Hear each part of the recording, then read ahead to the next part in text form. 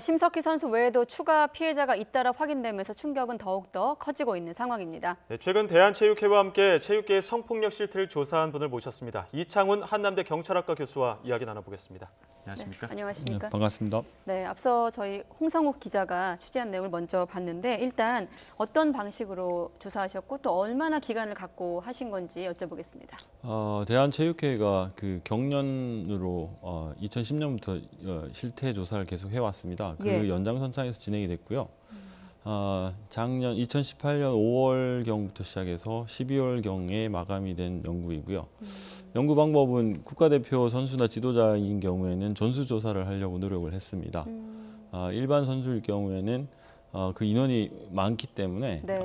모집단에 대한 대표성을 최대한 확보할 수 있는 방식으로 조사를 했고요. 예. 조사 방법은 설문조사인데 집단 대면 설문과 우편 설문 그리고 인터넷 설문을 활용했습니다. 예, 조사 시점을 보면은 심석희 선수가 폭로를 하기 훨씬 이전인데 네. 이렇게 조사하는 과정에서 그리고 발표하기까지 심석희 선수가 폭로할 거라는 건 예상하지 못했던 부분인 거죠?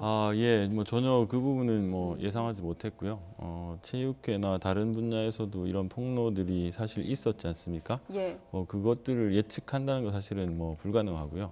다만 어느 분야든 이게 성폭력 피해는 계속 있기 때문에 그 피해자들이 언제든지 폭로할 수 있을 거라는 예상은 일반적인 예상 정도는 하고 있었지만 조사하시면서 빙상계가 조금 특이한 점이 발견됐다거나 그런 것도 느끼신 적은 없으시고요. 조사 과정에서. 특정해서 말씀드리긴 좀 어렵지만 하계 종목과 동계 종목 그다음에 선수 촌별 빈도 이런 것들을 분석을 하면서 네. 약간 우려스러운 생각은 했었습니다. 하시면서. 예. 네. 조사하시면서 사례 같은 것들도 많이 접하셨을 텐데 안타까운 사례 같은 건 없습니까?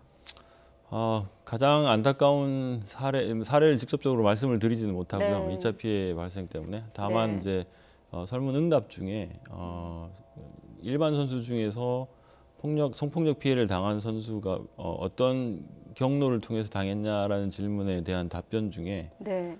술이나 약물 이런 것들의 영향을 받고 피해를 당했다. 그 응답이 나왔을 때 참 되게 안타까웠었습니다. 훈련 중인 선수에게 네네. 술이라든지 약물까지 예. 이용했다, 악용했다 이렇게 예. 볼 수 있겠군요. 되게 교수님조차도 2차 피해에 대한 어떤 우려를 많이 이제 감안하시고 신중하게 답변하시는 게 느껴지는데 네.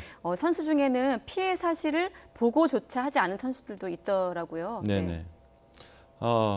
피해를 하지 않는 가장 결정적인 이유는 2차 피해에 대한 두려움이고요. 네. 다만 스포츠계에서는 조금 이제 특수성이 일반적으로 당할 수 있는 2차 피해 외에도 자기 선수 생활의 경력에 대한 두려움이 보고를 하지 않게 하는 이유 중에 중요한 이유인 것으로 조사가 됐습니다. 예, 어떻게 보면 선수들을 지도해야 되고 선수들의 어떤 성장을 위해서 더욱더 조언을 해줘야 되는 입장인 지도자의 경우에 술, 성폭행 이런 이야기도 해주셨지만 지도자들 역시도 반대로 성폭행을 당하는 사례도 있다고 하던데 어떤 경우입니까? 네, 일반적으로 생각하시기에 위계에 의한 지도자들의 성폭행 이걸 이제 가장 쉽게 생각을 하실 텐데요. 네. 사실 지도자들을 대상으로 한 조사에서도 지도자들이 피해를 당하는 것으로 조사가 됐고요. 다만 성폭행이라는 게 성희롱과 성추행, 강간을 다 포함하는데 강간에 대한 사례는 없었지만 다른 성폭행 유형의 빈도가 발견이 됐습니다.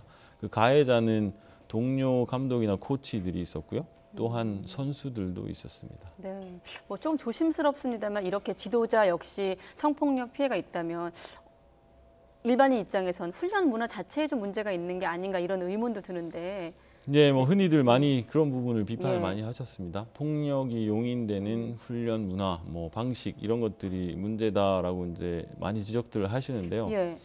최근에 특히 작년에 미투 이후에 사회적 분위기가 폭력에 대한 용인도가 많이 이제 낮아졌고요. 바꿔 말씀드리면 폭력에 민감하게 대응하는 사회 분위기가 만들어지고 네. 있었고 또 대한체육회가 그 부분에 대해서는 철저하게 그 가이드라인을 만들고 배포하고 시켜왔기 때문에 많이 네. 개선된 것으로 판단이 됐습니다. 실제로 지도자분들이나 선수들을 만나봤을 때 일상적으로 아무 생각 없이 하는 그런 폭력 같은 건 별로 없었고요. 네. 다만 폭력이 약간 동원된 허용이 되는 이유 중에 하나는 아무래도 성적에 대한 부담감이 지도자들이 많이 갖고 있었고요. 그것이 이제 어떻게든 좋은 성적을 내야 되겠다라는 부담감 때문에 어쩔 수 없이라고 표현하기 좀 그렇지만 예. 폭력을 사용하는 경우도 있는 것으로 나왔습니다. 네, 방법은 뭐 잘못됐지만 배경을 분석하다 보면 거기까지 얘기가 좀 들어갈 수 있다 이런 네, 말씀으로 저희가 이해하면 되겠고 어떻습니까? 이번에 이제 이 조재범 전 코치 사건으로 이제 부르기로 했는데 그 사건 이후 앞으로 좀 이 지금 보면 설문조사 과정에서도 느끼셨을 것 같은데 폐쇄적이잖아요. 이 네. 체육계 문화 자체가 좀 답변을 안 한 사례들도 많았을 것 같은데 이번을 계기로 좀 이런 이른바 미투라든지 좀 고발하는 사례가 좀 늘 거라고 예상하십니까? 전문가로서? 단정짓기가 상당히 어려운데요. 네. 일단은 그 2차 피해를 철저하게 방어해 줄 수 있다라는 전제와 가해자가 적절하게 처벌될 거라는 인식이 없이는 아마 쉽게 다음 추가적인 폭로들이 나오기는 어렵지 않나 하는 생각이 듭니다. 그럼 바꿔 말하면 이번 사건이 어떻게 마무리되는가가 굉장히 그렇죠. 중요한 관건이 네, 되겠네요. 굉장히 중요하다고 네. 생각이 됩니다. 지금 시청하시는 분들께서는 발표가 돼서 피해를 입은 사람들이 있다 이런 설문조사 결과가 나왔다까지는 알고 계실 텐데 네네. 이후에 후속 대책들은 어떻게 이루어지는 겁니까? 일단 학자로서 연구 내용을 가지고 형사사법 처리를 하는데 사용하지는 못합니다. 연구 윤리 규정 때문에요.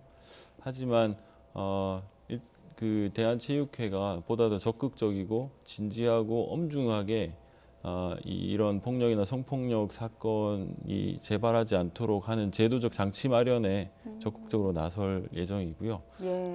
또 연구 진행 과정에 대한체육회와 추후 이런 조사 결과를 바탕으로 한 대응 방안 마련에 대한 논의가 사실 있었습니다. 네. 이 사건 이전에. 그래서 그 제도들을 더 이렇게 다듬어 나가는 게 중요하지 않나 하고 생각이 됩니다. 앞서 저희가 그 전한 소식 중에 대한체육회에서 소통위원회를 설치하겠다 이런 소식도 나왔는데 좀 실효성이 있을까요? 이런 부분들이? 뭐 답변하기 조금 난처한 질문인 것 같은데요. 네. 소통이 사실 많이 안 되고 있다라는 생각은 했습니다.